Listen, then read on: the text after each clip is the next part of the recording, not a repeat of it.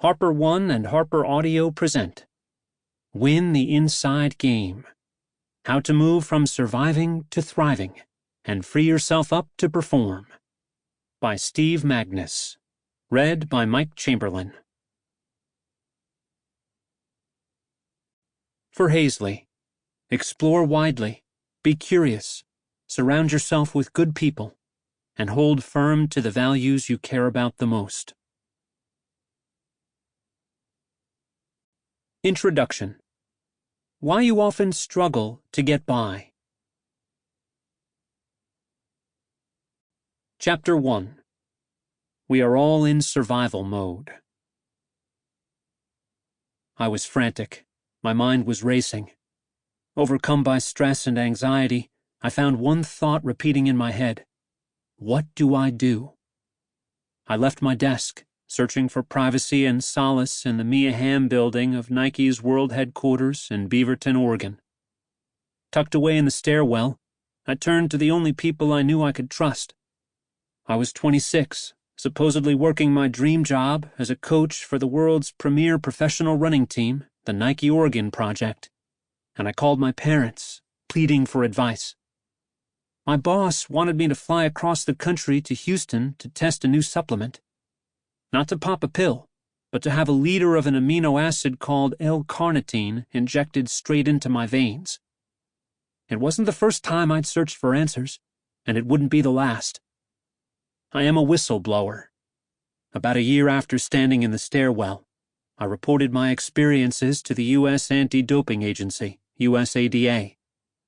I risked my career and livelihood and ignored advice from friends, lawyers, and even a prominent judge who told me, it may be the right thing, but whistleblowers seldom come out on top.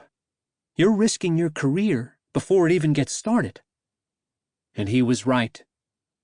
I blew the whistle in December 2012. In 2015, I went public with an interview on the BBC. And it wasn't until 2022 that the case was finally over, with my former boss, Alberto Salazar, and the team doctor, Jeffrey Brown, receiving 4-year bans from USADA. Salazar further received a lifetime ban by Safe Sport for sexual misconduct.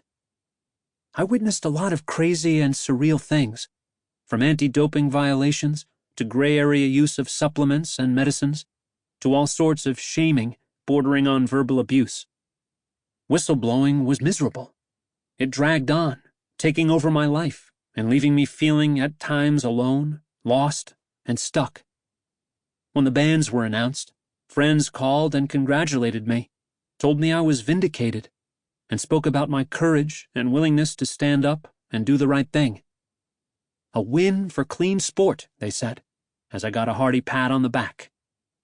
But I was too drained, exhausted, and numb to feel joy. It was just relief that it was over.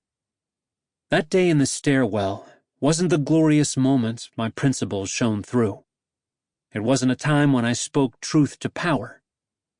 No, that was the moment I was a deeply flawed human being, one who couldn't muster the courage to do the right thing. Instead, I wilted under pressure and went against my values, ethics, and morals. Days after that phone call, I did the wrong thing and found myself in Houston.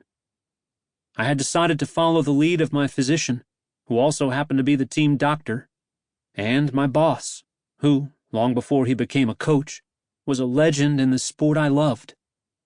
He is famous for running to the brink of death to win the Boston Marathon. I sat on a couch in the Houston doctor's office with an IV dripping into my veins.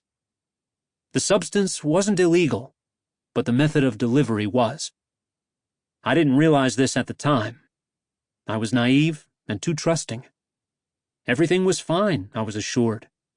But it wasn't. Somehow, I'd been convinced to be the guinea pig to test the procedure before the athletes were put through the routine. I sat in the chair and had a liter of L-carnitine mixed with saline drip into my body. That wasn't the first moment, and wouldn't be the last, that triggered concern.